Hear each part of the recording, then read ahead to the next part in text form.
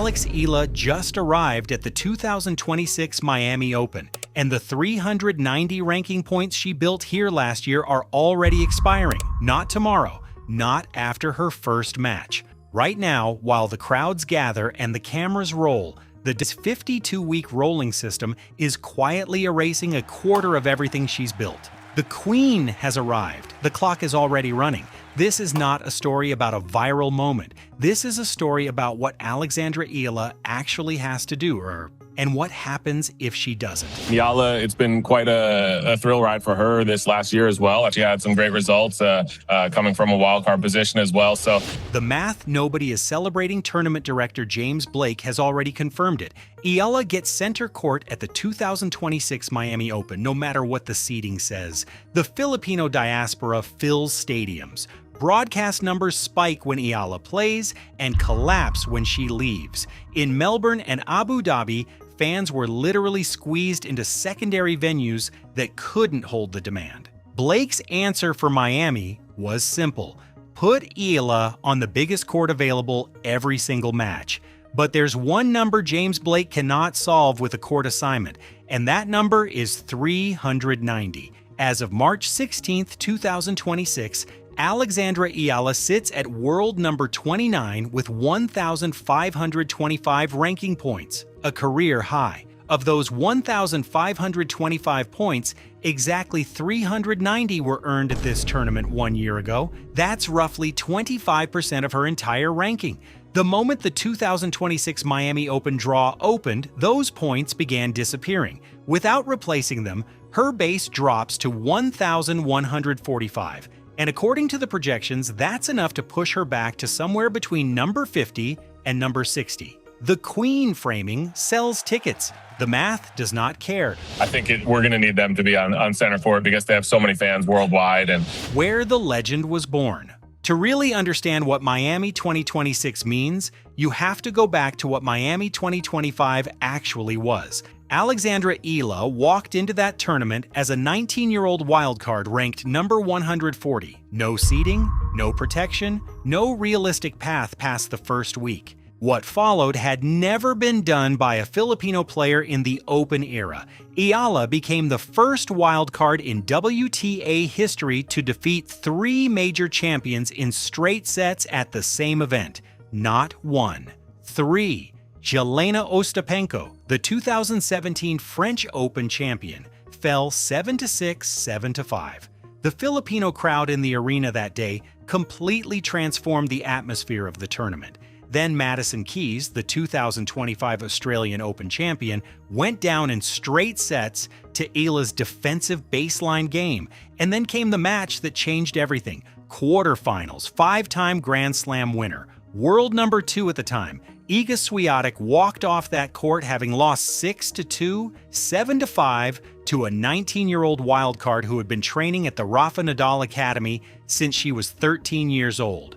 The run ended in the semis. Jessica Pegula beat Eala 7-6, 5-7, 6-3. But those 390 ranking points, they launched Eala into the top 100, eventually the top 30. And now, they're the exact points that need to be replaced. The Queen arrival and the governor who wasn't there. In the days leading up to Miami 2026, viral content has been flooded with one specific story, that Florida Governor Ron DeSantis activated something called quote, _3__ for Alexandra Eala's arrival, a state-level royal welcome for a tennis player.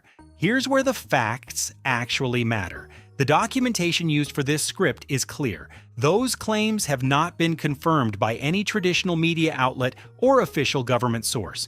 The ___4__ narrative, the ___quote_5___, all of it appears to come from a very specific corner of the digital content economy. The niche of __quote_6__ storytelling that has built real cultural power around Eala's name. But that doesn't always stop to separate confirmation from hype. What is confirmed? Eala receives increased security and media access in line with her status as a high-profile seed and key revenue driver. What is confirmed? James Blake made the center court decision on record. What is confirmed? The Filipino diaspora's presence at Eala's matches is a documented, measurable, economically real phenomenon. The __quote_7__ title reflects a genuine cultural truth. The governor's protocol is a digital invention. And that's when things get interesting, because the gap between those two realities tells you something important about who controls the narrative around Alexandra Eala and what happens when the cameras aren't rolling. The vulnerability behind the crown. The 2026 season has given real evidence that Eala has grown. At Indian Wells, she stepped onto the court against Coco Gauff, world number 4, and was leading 6-2, 2-0 when Gauff retired with an arm injury. Analysts pointed to that first set as proof Eala can genuinely compete with the top 5 in the world. But what happened in the very next match cannot be glossed over. Linda Noskova, Czech Republic. Final score 2-6, 0-6. A collapse so complete it looked like a different player had shown up. And here's the thing, this isn't a one-off. Alexandra Eala, trained by Joan Bosch and David Gomez at the Rafa Nadal Academy, holds a career record against Czech opponents of 0 wins and 11 losses. 0 and 11, every surface, every level. Against Czech players specifically, Eala has not found an answer. The numbers explain why. Her return game is elite, top 5 on the WTA Tour, 39.3% return games won, consistent pressure on opposing serves. Her first serve sits at 65.5% with 61.3% of those points won. Solid. But the double faults? 39 in 13 matches, 3 per match on average, and only 10 aces across those same 13 matches, less than 1 per match. Against Czech baseliners who get everything back and punish every loose second serve, those numbers become a real problem. The crowd generates the energy. The serve generates the doubt. The rematch, the draw, built, and yet, quietly, almost deliberately, the 2026 Miami draw has set something up. Iga Swiatek is in Miami, 5 Grand Slam titles, now ranked world number 3 after Aryna Sabalenka took the 2026 Indian Wells title and held on to the world number 1 spot. Swiatek is projected to meet Eala in the 3rd round, not the quarters, not the semis, round 3.